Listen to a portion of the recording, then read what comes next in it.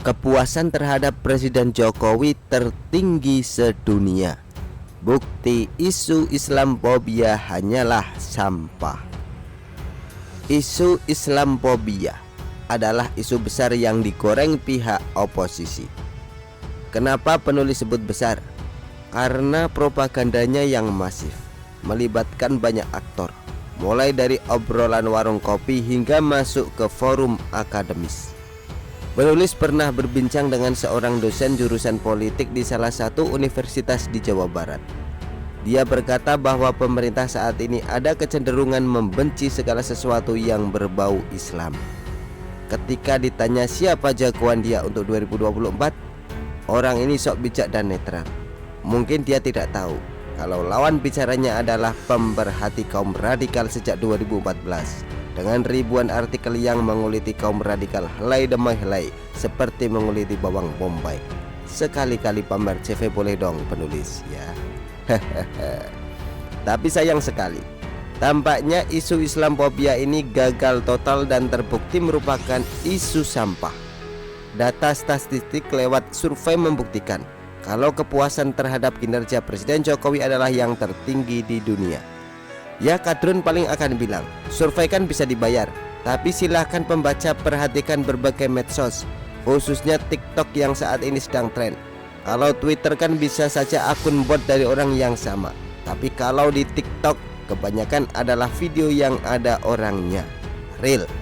Teriakan-teriakan Jokowi 3 periode sangat terasa kencang sekali. Sayangnya batas ambang jabatan presiden hanya bisa 2 periode. Masih kurang bukti. Silahkan perhatikan elit-elit politik dan akun-akun medsos resmi parpol. Kalian akan temukan banyak sekali yang berharap restu Presiden Jokowi. Itu bukti nyata kalau kepuasan terhadap Presiden Jokowi tinggi. Dan siapapun capres yang tidak mendapat restu Presiden Jokowi dipastikan akan melawan arus masyarakat yang 82% puas dengan kinerja Presiden Jokowi. Yang ini itu memberi sinyal yang makin tegas kepada elit maupun kepada publik bahwa Presiden Joko Widodo adalah the real kingmaker. Jadi kita bisa melihat 5 partai pendukung pemerintah ketua umumnya hadir, kemudian 1 ketua umum yaitu Partai Nasdem memang tidak diundang karena sudah menjalin koalisi dengan 2 partai oposisi, sementara satu-satunya ketua umum yang potensial menjadi kingmaker yang secara tidak langsung bisa menjadi rival tanda kutip ya buat Presiden Jokowi yaitu Ibu Mega juga tidak hadir.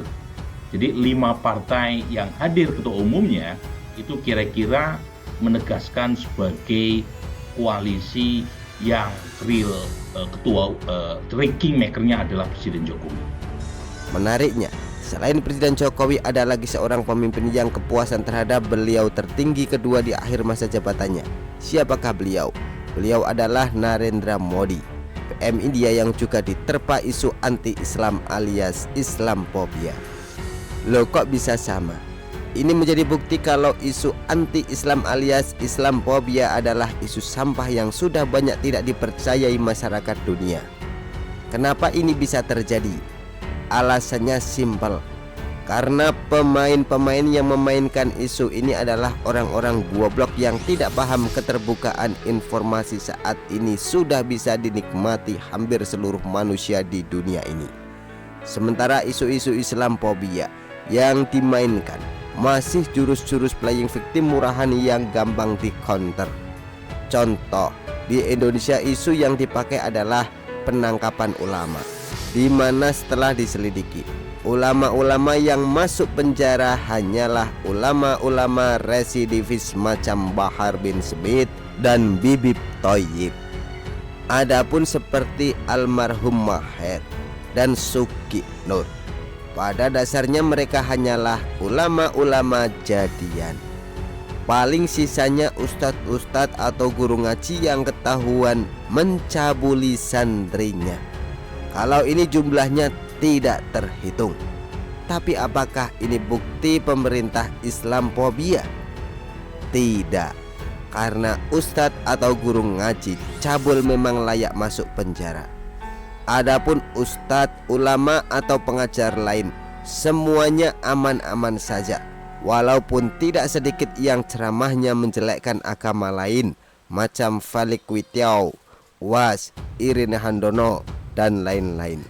Di mana Islamofobianya paling yang ditangkap cuma Waloni yang dalam beberapa bulan bebas.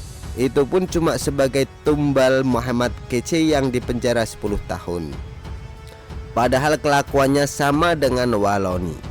Lalu bagaimana dengan Narendra Modi PM India? Ini sih simpel saja. Silakan baca list penyerangan oleh teroris yang mengatasnamakan Islam di India. Kelompok inilah yang dihajar oleh Narendra Modi. Sedangkan umat Islam lainnya aman-aman saja.